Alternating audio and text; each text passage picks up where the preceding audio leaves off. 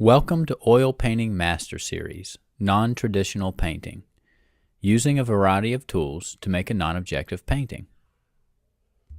What you will know: the difference between non-objective and abstract paintings, how to apply paint without a brush, and using rhythm in art.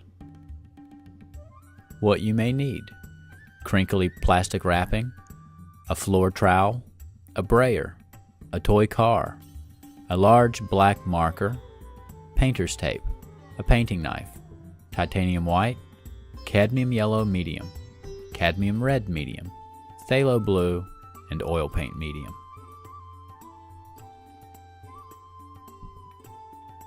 Let's get started. I've begun my non-objective painting by drawing some black marker lines in a rhythm across my canvas. I'm going to continue to work or make a pattern out of these lines that appears to broaden as I move up the canvas. This is a non-objective painting. That means that I'm only working with the elements and principles of design: color, line, shape, balance, rhythm, harmony. And I'm making no attempt to recreate or represent something from reality, or take anything from reality and change it, as with an abstract painting. As you can see, I'm using a printer's brayer, a roller that is, to apply some orange paint across my canvas, and in some places it's solid, others it's broken. I'm also going to use my palette scraper and fling some watery orange paint across my canvas that's been thinned with medium. The color scheme I'm working with is complementary. I want blue and orange to dominate the picture. I'm going to fill in some of these cells that I've created with my marker, and I'm simply working with one material or one color, one application tool, and then stopping, looking at my painting and responding to it. Where does it need more? I'm going to wrinkle up some plastic wrap now and dip it in a little puddle of paint that I've made that has a liberal amount of medium in it, and simply stamp a texture across my canvas. I'm using phthalo blue, and the blue will mix with the orange some.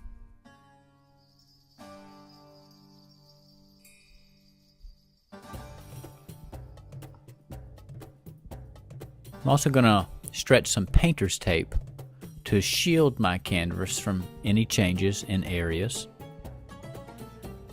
And use my palette knife again to put more blue into the picture to balance out the orange. I've actually taped the painter's tape across the canvas and right onto the table so that it's stable and it doesn't move. Now I'm using a toy car to add some additional lines to my picture. Not like the marker lines, these lines are made of paint. And the back end of the marker is just as good as the front end of the marker. I'm going to use the circle from the back end of the marker to print dark blue circles across my canvas to further create a rhythm. Rhythm is the repetition of an element in art, just like the repetition of a beat in music creates a rhythm. And so I'm using circles that spread out as they move towards the right and towards the bottom of my canvas. I really like to use a floor trowel to drag some more lines across my canvas. So the elements of art that I worked with to create this was color with regard to the complementary scheme, line, shape with the circles, and the principles were balance and rhythm. I want to make one more of those stripes that I put in with my markers stand out a bit more. So I'm going to use my palette knife along and next to the original marker lines that in many places are completely obscured at this point.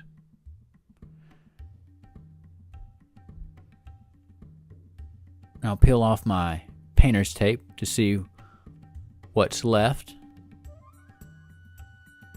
I'm working without a plan here, and to some degree changing my mind as I go. I really like the painter's tape. I got used to seeing that blue stripe on the picture, and I appreciate it more than having removed it. So I'm going to take my palette knife now and scrape a blue stripe where the painter's tape used to be. Of course, it'll be solid and broken in areas, and in that way be a little more interesting. It has a little more variety than the tape itself. This feels good to me. It's a full and busy composition. It doesn't remind me of anything from reality, and thus feels truly non-objective. Thanks for watching Oil Painting Master Series, brought to you by